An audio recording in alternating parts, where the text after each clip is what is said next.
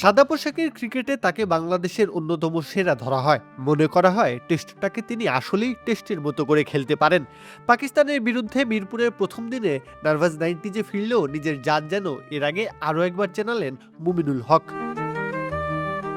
এই ম্যাচে নামার আগেও ব্যাট হাতে ঠিকই ঝলক দেখাচ্ছিলেন বাংলাদেশের ডন ব্র্যাডম্যান হিসেবে খ্যাত মুমিনুল।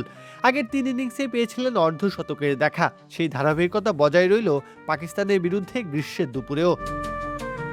দুই ওপেনারের ব্যর্থতার দিনে ইনিংস শুরুর অল্প সময়ের মধ্যেই 22 গজের ডাক আসে মুমিনুলের। তবে বৈশাখের দাবদাহের দিনে তার ব্যাট থেকে যেন প্রশান্তিময় বাতাস ভেসে আসছিল।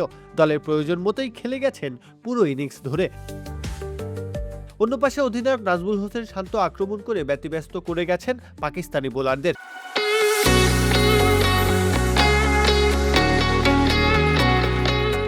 সেখানে নিজের চিরাচরিত কাজটাই করে যেতে দেখা গেছে মুমিনুলকে। পিচে এমনভাবে টিকেছিলেন যেন আউট হলেই ইতি ঘটবে জীবনের। তবে শুধু ডিফেন্স করে গেছেন এমন অপবাদ দেওয়া যাবে না। বাজে বল পেলে খেলেছেন দর্শনীয় এক একটি শট। 102 বল খেলে তুলে নিয়েছিলেন লাল বলের ক্রিকেটে নিজের 26তম অর্ধশতক। এরপরেও থেমে থাকেননি। ধীরে ধীরে নিজের ইনিংস যেমন বড় করতে থেকেছেন, তেমনি বাংলাদেশকে নিয়ে গেছেন বড় সংগ্রহের দিকে।